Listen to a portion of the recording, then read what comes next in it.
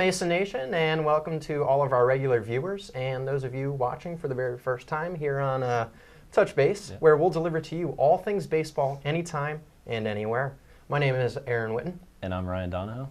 And today we'll be hosting the show as per usual. And it's going to be a fun-filled discussion on not only the early spring training predictions, but on fantasy baseball. Yeah. You guys got to get your fantasy teams out there if you want to be winning. This will be the show. So exactly. And this is our favorite topic to talk about, fantasy baseball. Yeah. So with that, we'll just jump right on into things. All right. So we're going to go through each position. We'll talk about the three best players at each position for fantasy baseball purposes. Maybe you guys have your drafts coming up, all of that. Listen to the show and you will know who you want to take. So I will be starting it out with the catching position. Interesting position because, there aren't too many offensive guys at the catching position. So the few ones that are there, you want to take them early. Number one on our list, though, we have Gary Sanchez, a stud there in New York. El Gato, 278. He hit 278 last year with 33 home runs in only 122 games, which, if you're hitting 30-plus home runs at the catching position, obviously you're going to be a solid fantasy player. He's only 25, too, and he's going to be in that lineup with Judge, Stanton, and Gregorius in the hitter-friendly Yankee Stadium. He should have a big year, so he's definitely, if he's there, take him. Second, we have Buster Posey, the classic old MVP there. Hit 320 last year, always hits for good average, 400 on base. He hasn't hit over 20 home runs since 2014, but he's still obviously above average for the catching position. It's hard to get those guys there. But finally, not my favorite player, we got number 3, Wilson Contreras. He had 21 home runs, 74 RBIs. He was a bit of a Nats killer in that postseason series last year. Very cocky, but whatever. He plays first as well and some corner outfield spots, but he's definitely got good power for that technical catching position. And he'll be in that lineup with Bryant and Rizzo, so he should have plenty of RBI opportunities there for your fantasy team. Awesome. Yeah. That was some good advice. Yeah, Ryan. I'm just rattling through. All right, so we'll move on to first base, one of the more hitter-friendly positions on the diamond. Yeah. First on our list, I think he was first on our list last year, yeah.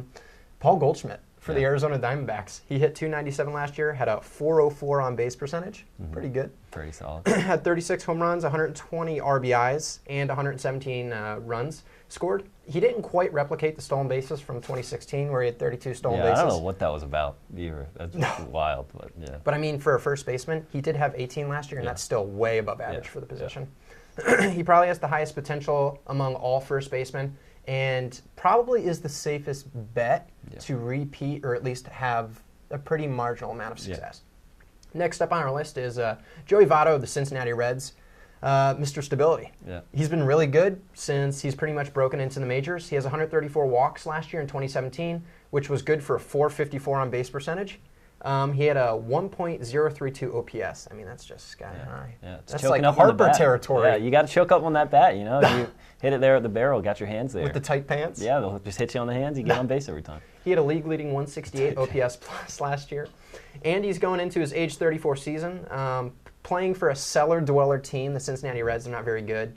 So that limits his offensive potential, but he is amongst the most attractive options for the first base position. Yeah, very attractive. Man. Oh, yeah. And then last on the list is surprising.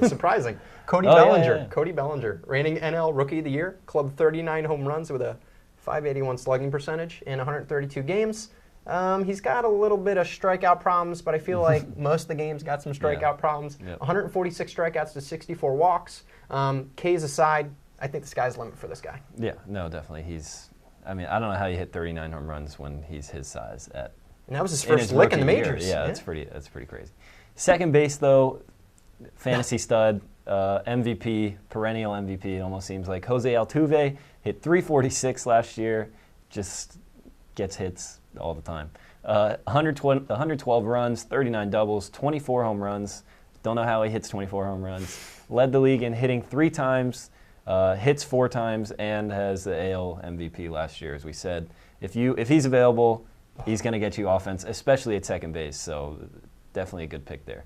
Second, we have Brian Dozier, though, another another hitter, as they like to say. 106 runs, 34 home runs last year, 359 on base. They all combined to make Dozier one of the best second basemen on the board. Brings unprecedented pop, too, for the middle infielder. Him and Altuve will definitely get you some home runs.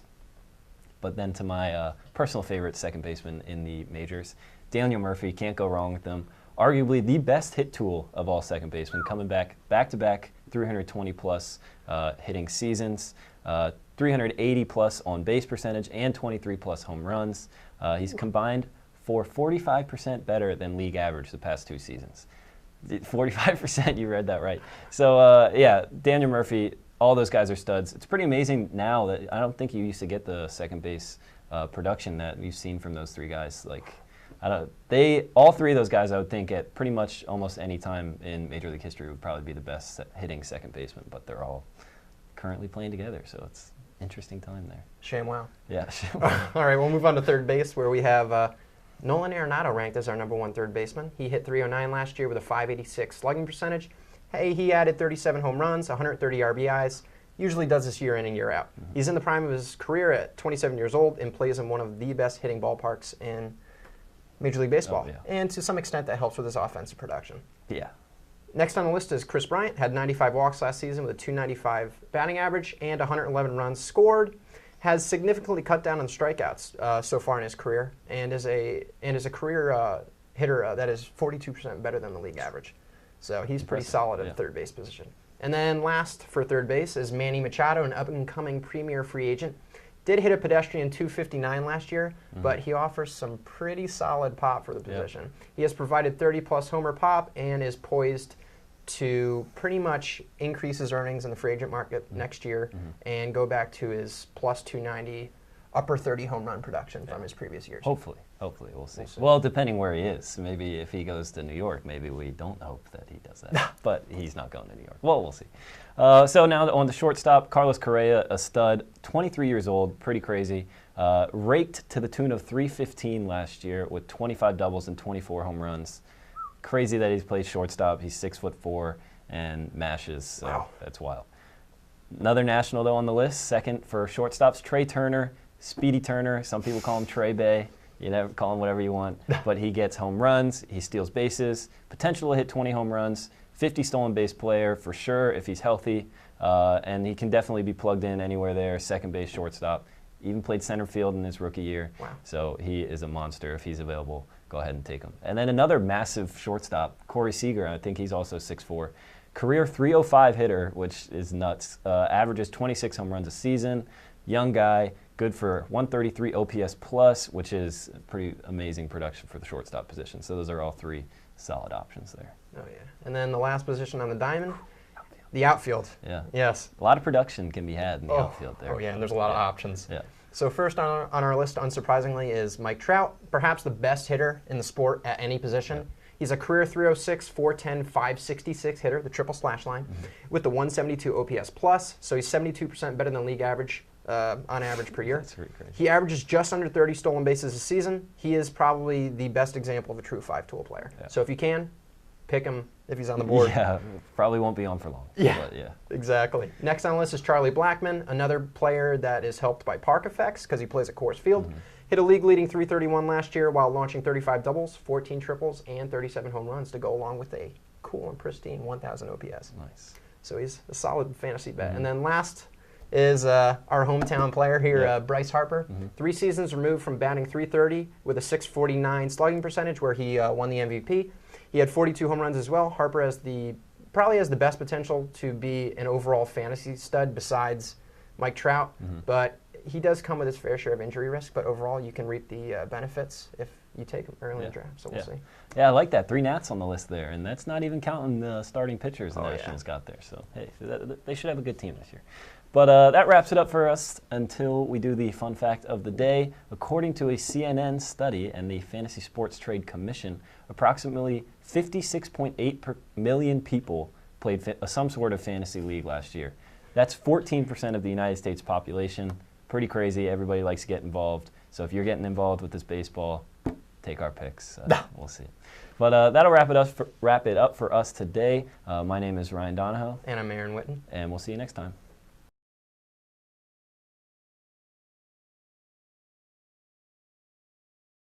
Thank you all for watching this episode of Touch Base.